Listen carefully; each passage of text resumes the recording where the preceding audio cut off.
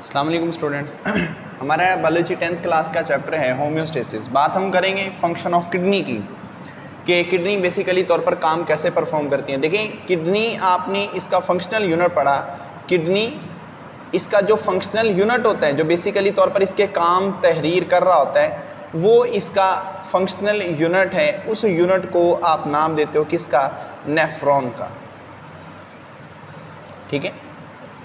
ये nephron basically खुद एक ग्रीक जुबान की टर्म है, जिसका बेसिक मतलब क्या होता है? ग्रीक टर्म होने के साथ साथ इसका खुद का मानी क्या है? किडनी। ठीक है। नेफ्रॉन असल में एक काम परफॉर्म नहीं करता, नेफ्रॉन डिफरेंट वर्क परफॉर्म कर रहा होता है। ठीक है। अब ये डिफरेंट जो वर्क परफॉर्म करते हैं उनमें कौन कौन से काम होते हैं? सबसे पहला जो काम होता है वो है फिल्ट्रेशन का। दूसरा इसका काम होता है सिलेक्टिव रीअब्जॉर्प्शन का।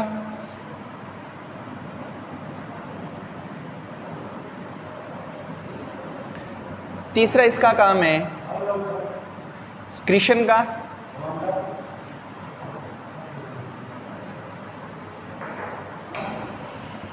फोर्थ इसका काम होता है एक्सक्रीशन का।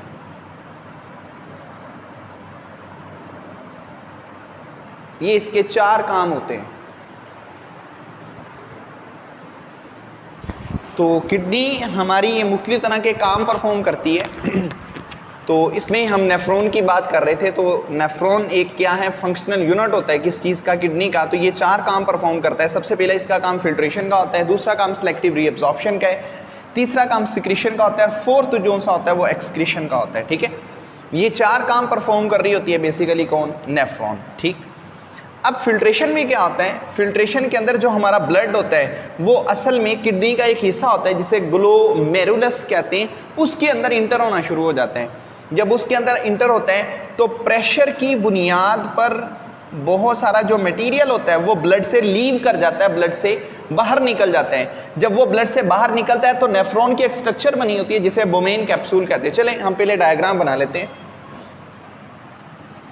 नेफ्रॉन की डायग्राम है।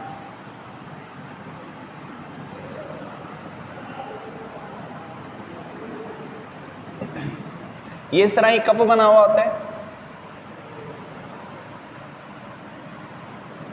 इस कप की बाद में यहां पर बलदार नालियां होती हैं।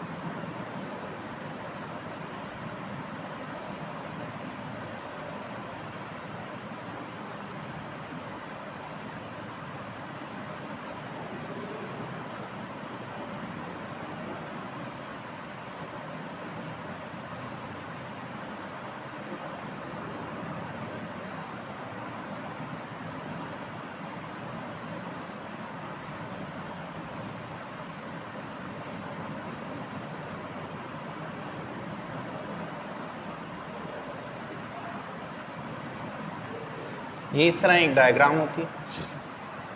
ये अंदर की जान में एक कप बना हुआ होता है। ये कप बना हुआ है।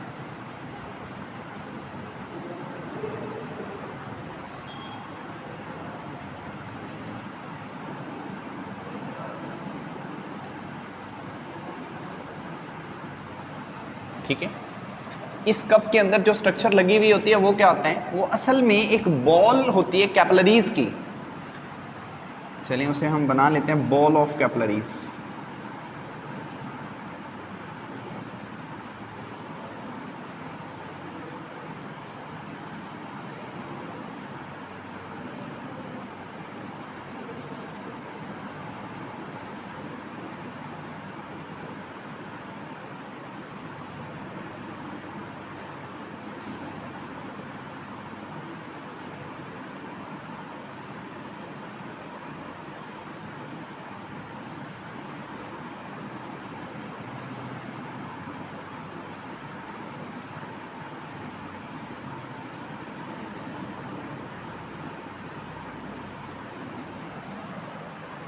ये कैपिलरीज की एक बॉल होती है, यही कैपिलरीज जो सी होती है वो इधर आना शुरू कर देगी।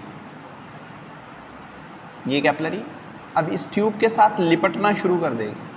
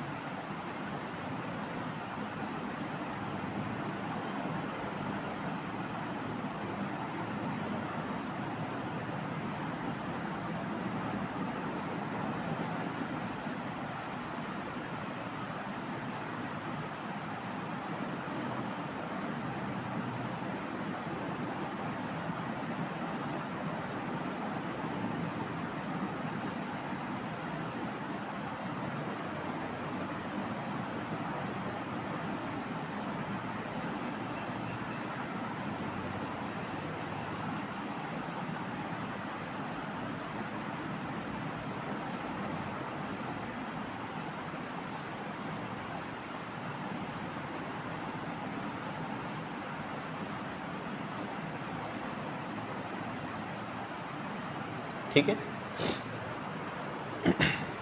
नेफ्रॉन की कुछ इस तरह की डायग्राम होती है। यहां से ब्लड पास होता है, इसे कहते हैं एफरेंट आर्टरी। इधर से क्या होता है, ब्लड जो सा होता है वो इंटर होता है। ब्लड जब यहां से इंटर होता है, इसके अंदर चला जाता है, ब्लड जब इसके अंदर जाता है तो यहां पर एक पहला हिस्सा होता है, यानी कि ये पूरी जो बॉल बनी हुई है, इस बॉल को हम नाम देते हैं रेनल कॉर्पसल्स का। इस रेनल कॉर्पसल्स के ऊपर जो चीज़ होती है वो फिल्ट्रेशन होती है। जब ब्लड इसके अंदर जाता है तब उसका जो प्रेशर होता है वो 70 mmHg होता है। अंदर जाने पे एरिया बहुत कम हो जाता है, जिसकी बुनियाद पर क्या होता है 52 mmHg प्रेशर रिड्यूस होके पीछे कितना रह जाता है 18 mmHg बाकी रह जाता है। टोटल जो प्रेशर लग रहा है वो 70 mmHg है। 52 जो सा होता है वो प्रेशर अपोज किया जा रहा होता है। टोटल प्रेशर जो सा होता है वो इतना होता है। अब बाकी जो नेट प्रेशर होता है वो ये इतना रह जाता है।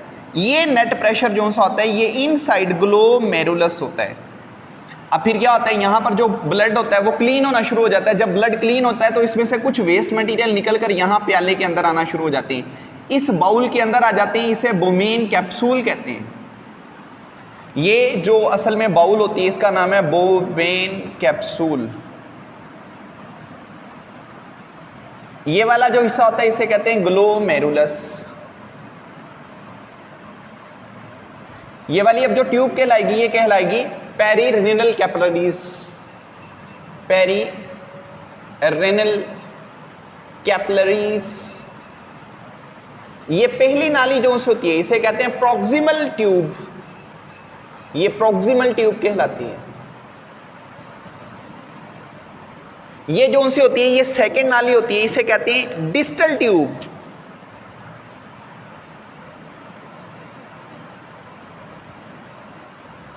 डिस्टल कहते हैं बाद वाली, प्रॉक्सिमल कहते हैं पहली नाली। प्रॉक्सिमल ट्यूब पहली नाली। अब यहां से जो वेस्ट मटेरियल होता है वो इसके अंदर अब ट्रेवल करना शुरू कर देता है। वेस्ट मटेरियल अब ट्रेवल करता है तो वो यहां नीचे आना शुरू हो जाता है। जब वो नीचे आता है तो हम इस ट्यूब को नाम देते हैं किसका, डिसेंडिंग ट्यूब का।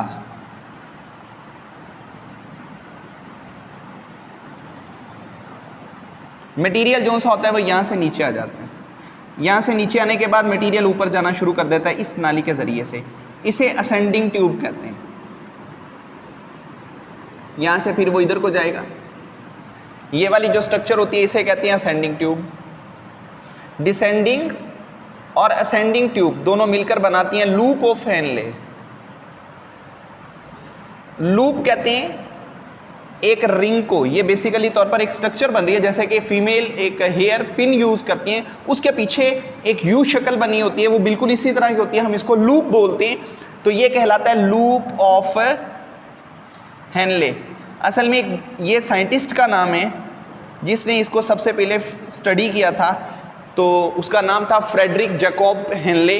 उस बंदे ने सबसे पहले इसे स्टडी किया तो अपने नाम पे ही उसने इसको रख दिया लूप ऑफ हेनले। ये लूप ऑफ हेनले कहलाता है। ठीक है जी।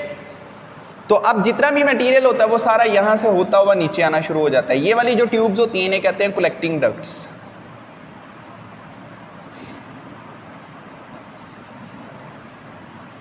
ये वाली ट्यूब कहलाती है पैपिलरी डक्ट। अब होता ही है जितना भी मटेरियल होता है वो यहाँ से पास होने के बाद जो वेस्ट प्रोडक्ट होती है वो इनके अंदर घूमना शुरू कर देती है। अब वेस्ट प्रोडक्ट जो होती है वो पहले डिसेंडिंग लिम्ब में जाती है, फिर असेंडिंग लिम्ब में जाती है, फिर डिस्टल ट्यूब में जाती है, फिर कलेक्टिंग डक्ट में, कलेक्टिंग डक्ट से फिर वो पेपिलरी डक्ट, पेपिलरी डक्ट के जो से होती हैं वो जो वेस्ट होता है उसको अपने अंदर से निकाल देती हैं, जिसका नाम क्या होता है, यूराइन। इसे हम अपने अंदर से बाहर निकाल देंगे। अब पहला काम जो सा होता है वो पे हो चुका है, जिसे आप नाम किसका दे रहे हो, फिल्ट्रेशन का। ये असल में प्रेशर की बुनियाद पर होता है, इसीलिए इसे प्रेशर फिल्ट्रेशन कहते हैं। दूसरी चीज सिलेक्टिव रीअब्जॉर्प्शन होती है। अब यहां पर जो वेस्ट मटेरियल है, इस वेस्ट मटेरियल के अंदर कुछ असेंशियल मटेरियल होता है। ये जो वेस्ट मैटर जा रहा है, इस वेस्ट मैटर में कुछ असेंशियल थिंग्स होती हैं, असेंशियल कुछ चीज़ें होती हैं। उन असेंशियल मटेरियल को क्या किया जाता है, दोबारा रीअब्जॉर्ब किया जाता है। इसीलिए हम उसे कहते हैं सिलेक्टिव रीअब्जॉर्प्शन। सिलेक्टिव का मतलब ये है जिस चीज़ की ज़रूरत होती है, जो चीज़ नेसेसरी होती है, उसको दोबारा वेस्ट मटेरियल से वापस ले आते हैं। सिलेक्टिव रीअब्जॉर्प्शन में जिन चीज़ों को खींचा जा रहा होता है वो सोडियम आइंस होते हैं, क्लोरीन आइंस होते हैं, पोटाशियम आइंस होते हैं, इसके साथ फिर वाटर होते हैं और साथ में ग्लूकोज के पार्टिकल्स होते हैं। दूसरी बात ये याद रखिएगा, फिल्ट्रेशन के दौरान जो चीज़ ब्लड को क्रॉस नहीं कर पाती वो कौन है, WBCS, RBCS, प्लेटलेट्स और इसके बाद लार्ज प्रोटीन्स।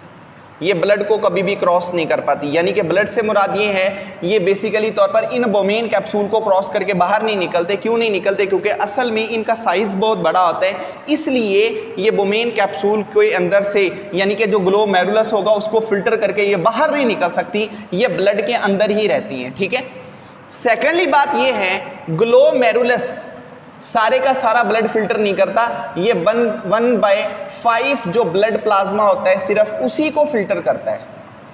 अगर आप प्लाज्मा के 5 हिस्से कर लेते हैं तो 4/5 जो प्लाज्मा होता है वो रिमेन वैसा ही रहता है, तो वो असल में अनक्लीन होता है। तो सिर्फ 1/5 हिस्सा जो सा ब्लड का होता है वो साफ किया जा रहा होता है। ठीक है जी। इसके बाद आगे है सिक्रीशन। देखें, जब ब्लड को फिल्टर किया जाता है, ब्लड जब क्लीन किया जाता है तो ब्लड के अंदर से क्या होता है, आइंस भी निकलते हैं, आइंस वो भी रिलीज होते हैं, साल्ट वो भी रिलीज होता है, वाटर वो भी रिलीज होता है। इसका मतलब है जब ब्लड में से ये चीज़ें बाहर निकलेंगी, ब्लड की तो पीएच को फर्क पड़ेगा।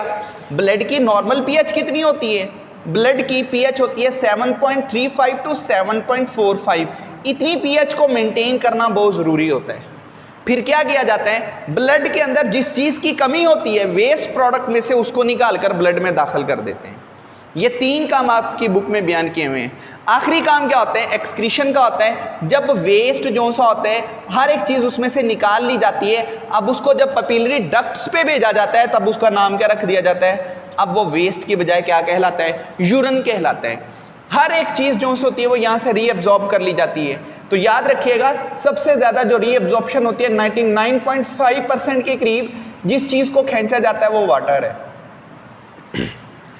अब हर एक चीज़ निकालने के बाद जो वेस्ट होता है वो इन पेपिलरी डक्ट पे आता है। अब हम वेस्ट का नाम क्या रख देते हैं, यूराइन। तो यूराइन को जिस्म से बाहर निकाल देते हैं। आपकी बुक में एक उन्होंने बॉक्स लिखा हुआ है, उसमें उन्होंने बात की है यूरिया। एक नॉर्मल पर्सन में एवरेज जो यूरिया आता है वो 1.4 लीटर होता है पर डे के लिहाज से। लेकिन एक बात याद रखिएगा, यूरिया की कंसंट्रेशन होती है वो वाटर की अवेलेबिलिटी पे होती है। आप कितना पानी पी रहे हो, बहुत ज़्यादा पानी पी रहे हो ज़्यादा यूरिन निकलेगा, कम पानी पी रहे हो तो पॉसिबिलिटी है 1.4 लीटर से भी कम पानी निकलना शुरू हो जाए। किसके ज़रिए से, यूरिन के ज़रिए से। ठीक है। इसके बाद उन्होंने अगला टॉपिक मेंशन किया हुआ है कि किडनी ऑस्मो रेगुलेटरी ऑर्गन्स के तौर पर किस तरह बिहेव करती है। Osmo regulatory function of kidney.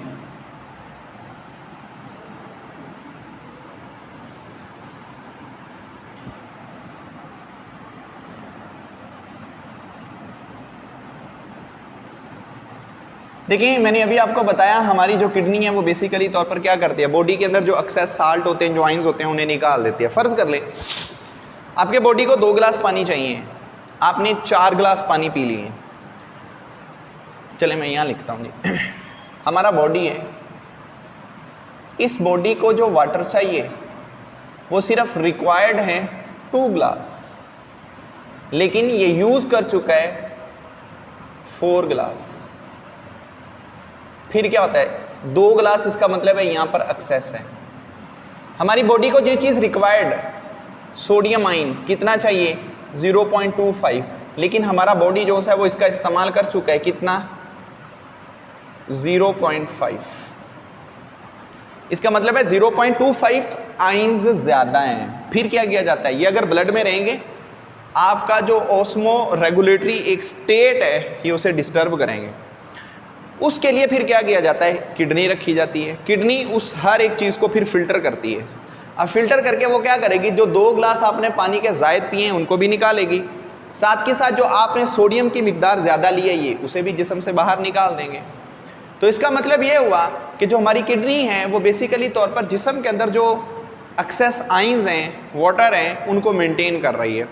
उन्हीं की मेंटेनेंस के ऊपर हमारी किडनी 2 तरह का यूरिन बनाती है, एक हाइपरटोनिक यूरिन बनाती है और एक हाइपोटोनिक यूरिन बनाती है। हाइपोटोनिक और हाइपरटोनिक ये 2 चीज़ें हैं। देखिए अगर तो आप हाइपर की बात करते हो, इस हाइपर में सॉल्यूट जो सा होता है वो एक्सेस होता है, जबकि जो सॉल्वेंट होता है वो लो क्वांटिटी में होता है। यहाँ पे सॉल्यूट लो क्वांटिटी में होता है, सॉल्वेंट एक्सेस मिकदार में होता है।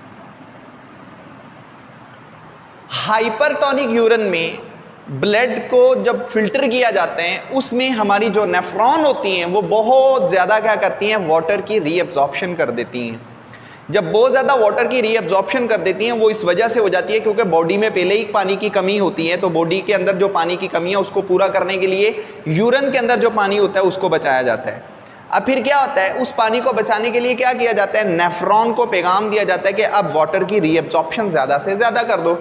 जब वाटर की रीअब्जॉर्प्शन ज़्यादा से ज़्यादा की जाती है फिर जो हमारा यूरिन होता है उसमें वाटर की कमी हो जाती है, साल्ट आयंस की ज़्यादती हो जाती है। जब साल्ट आयंस ज़्यादा होते हैं, वाटर की कमी होती है, फिर जो यूरिन बनता है वो हाइपरटोनिक होता है। गर्मियों को मोस्टली तौर पर ये होता है। फिर हाइपरटोनिक की बात कर लें, ये वाली सिचुएशन ऐसी होती है जिसके अंदर बॉडी में एक्सेस वाटर होता है, वाटर को स्टोर नहीं किया जा रहा होता। फिर क्या है, उस पानी को रिलीज़ करना होता है। उसको रिलीज़ करने के लिए फिर क्या किया जाता है, नेफ्रॉन को मैसेज दिया जाता है कि अब वो वाटर को रीअब्जॉर्ब नहीं करेगा, जिससे एक्सेस पानी जिस्म से बाहर रिलीज़ किया जा रहा होता है। जब एक्सेस पानी जिस्म से बाहर रिलीज़ करते हैं फिर क्या बनता है, हाइपोटोनिक यूरिन बनता है, जिसमें साल्ट की कमी होती है, वाटर की मिकदार बहुत ज़्यादा होती है। ये मोस्टली तौर पर जो सा होता है सर्दियों को अमल होता है। ठीक है जी। तो ये हमारे 2 टॉपिक है जिसके अंदर आपने बात की किसकी, फंक्शन ऑफ किडनी की, और kidney act as a osmoregulatory organs. तो साथ में ही आपने नेफ्रॉन की डायग्राम इसको जस्टिफाई किया। ठीक है।